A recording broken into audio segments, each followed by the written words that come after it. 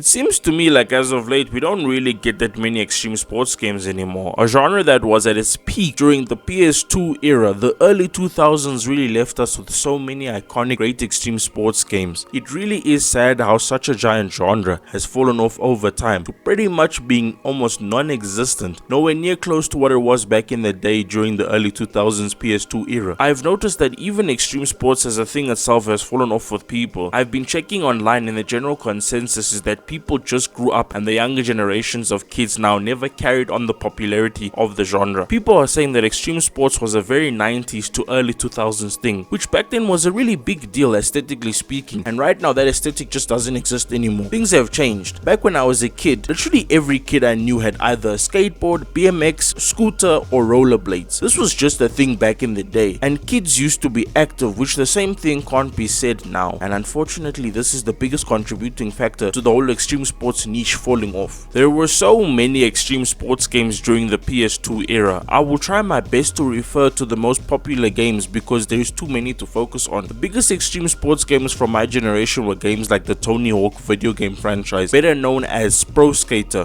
which boasts a huge catalog of 23 games, and for an extreme sports video game series that is very impressive, seeing as most of them never made it past the 3rd or 5th game. There were many other games, specifically one-off games, that never got any sequels, but I'm sure they were loved by the extreme sports community back then. The other really good extreme sports game that I can personally remember was SSX, which was a snowboarding video game franchise that was rather beloved back in the day. The one I personally played as a kid was SSX Tricky, which was a game I was too young to get the grips of the controls, but I had so much fun playing it on my friend's PS2. I remember the soundtrack taking influence from the song by Run DMC called It's Tricky, which by itself was a very popular song back in the day, and I have fond memories of SSX Tricky, but unfortunately at the time I didn't have my own PS2, so I never really got to play many of the other SSX games. But the SSX franchise has a pretty decent catalog of 8 games in total. Due to some unfortunate circumstances, SSX franchise never made it past the 7th generation of consoles, and the franchise pretty much died after the last game they made in 2012. The other big extreme sport back in the day was BMX. It was really cool because literally everyone had a BMX at one point in their life, so we all have our stories and experiences with BMX bikes. The only sad part is that BMX was never really as popular as skateboarding, and the same case was with BMX video games. They were not really as popular as skateboarding games, and even the snowboarding games were more popular than the BMX games, because even back when I was a kid nobody really had the BMX games, and I never really got the chance to play them due to the lack in popularity amongst the extreme sports community. BMX was well represented, but it just wasn't very popular. The one thing that amazes me is how popular extreme winter sports was, more specifically snowboarding. I have no idea why people gravitated towards it so much, but amongst gamers it really took off, and I myself have many fond memories of playing games like SSX Tricky and SSX on Tour. Now to be honest,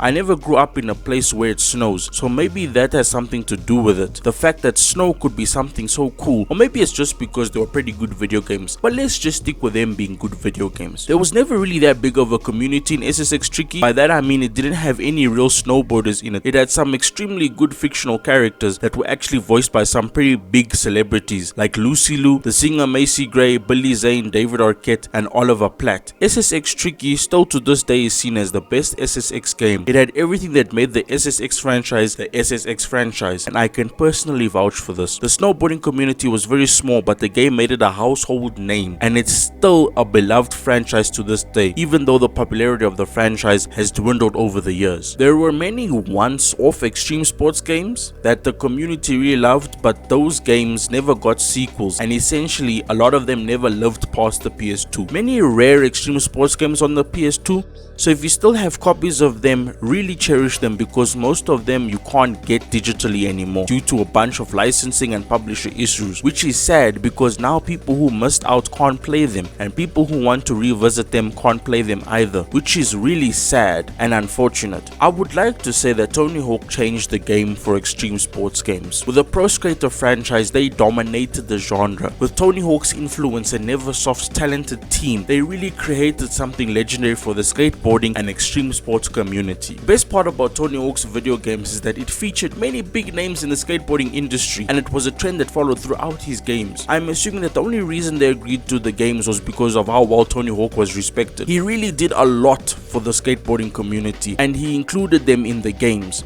Many people tried to replicate the success of the Tony Hawk skateboarding franchise, but very few were successful, and they tried to replicate it at the peak of the extreme sports video game niche. And after doing some research, I found out that Tony Hawk parted ways with Activision, who were the publishers of all his games, and the franchise is left to the wind. But the franchise has lasted over 20 years, so that's a very huge achievement. Everything good that happened for extreme sports on PS2 could not be said for the PS3. By the time PS3 came around, it looked like even Tony Hawk's games were running out of steam. It really seems like the interest in extreme sports had gone down, but there was still a decent amount of extreme sports games. The new kid on the block was a game called Skate. It has a pretty big community and was a pretty big rival of the Tony Hawk games, and it was made by none other than the legendary Black Box Studios, who need no introduction. We all know what video games they made, and they made it hard for the Tony Hawk games. From what I heard, people really gravitated towards the Skate games and are die-hard fans of the franchise. The Skate franchise had 4 games in total, with one of them being a handheld game. There has not been a new Skate game since the last one in 2010, and there has been talks of a new Skate game coming out, so maybe the extreme sports community has something to look forward to. All is not lost. There are still some extreme sports games that are currently available, like Steep, Skate XL Sessions, and Riders Republic, which by the looks of it is pretty much the biggest one. Riders Republic looks like the Crew 2 or the Crew Motorfest of extreme sports games, and I'm guessing they're trying to cater for all extreme sports, and it looks like it's working because they have been updating the game, and recently they added a new skateboarding DLC, which looks rather promising. So maybe if you have an extreme sports itch, you could try the game out and see what it's like.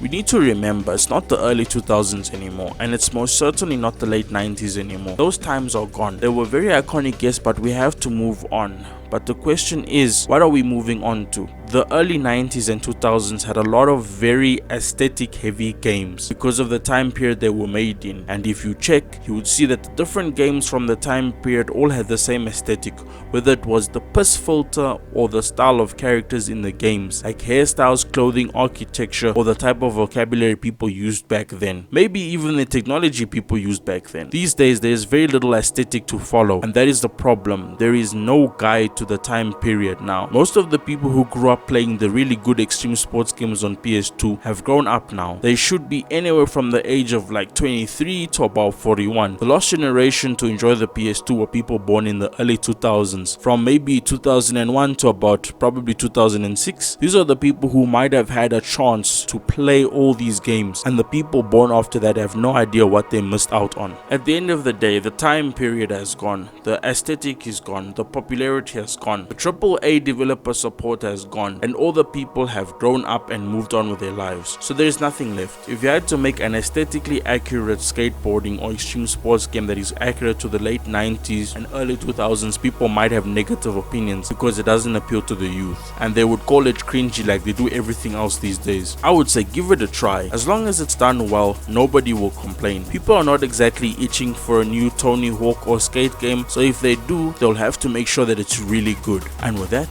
this is the Chilly Man signing off. I thank everyone for watching. Peace out.